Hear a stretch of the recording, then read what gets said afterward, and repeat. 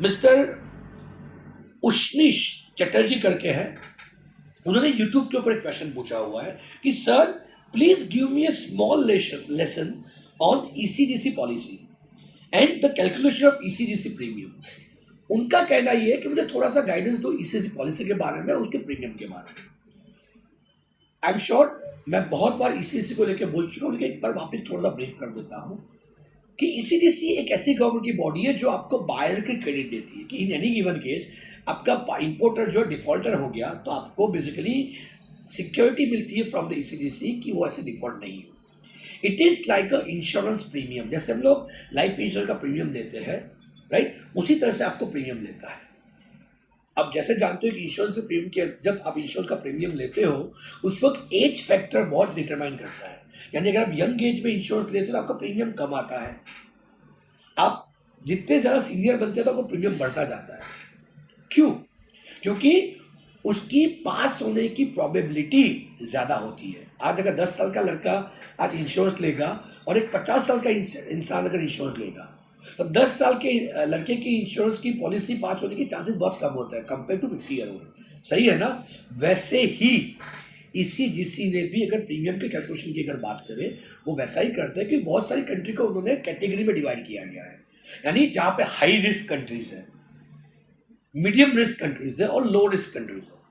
अगर मैं high risk countries की बात करूं तो majority African countries are coming under high risk country, जहां पे रिस्क ज्यादा है पेमेंट डिफॉल्ट होने का, तो वहां पे आपको शायद प्रीमियम भी ज्यादा मिलेगा और कवरेज भी कम मिल सकता है। अगर आप यूरोप में एक्सपोर्ट कर रहे हो, नॉर्थ अमेरिका एक्सपोर्ट कर रहे हो, तो हो सकता है वहां पे आपको प्रीमियम भी कम लगे, साथ में साथ आपका रिस्क कवरेज भी ज्यादा कवर हो जाए।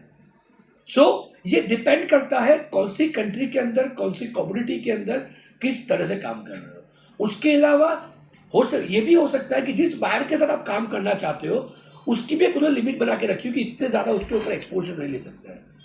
अगर किसी ने ये ज़्यादा एक्सपोजर लेके रखा हुआ है तो उसका भी प्रीमियम ज़्यादा हो सकता है। वो डिपेंड करता है रिस्क फैक्टर के ऊपर, वो डिपेंड करता है कि कौन से प्रोडक्ट के ऊपर काम कर रहे हो, कौन सी कंट्री के ऊपर काम कर रहे हो। तो अगर ये सारी इंफॉर्मेशन आपको अगर ज़्यादा प्रॉपर्ली जाननी हो तो ईसीजीसी की वेबसाइट पे जाइए। उनकी हर एक जगह पे उनकी ऑफिसेस बनी हुई है, मेजॉरिटी सिटीज़ के अंदर उनकी ऑफिसेस बनी हुई है। वहाँ पे आप विजिट कीजिए 1 to 1।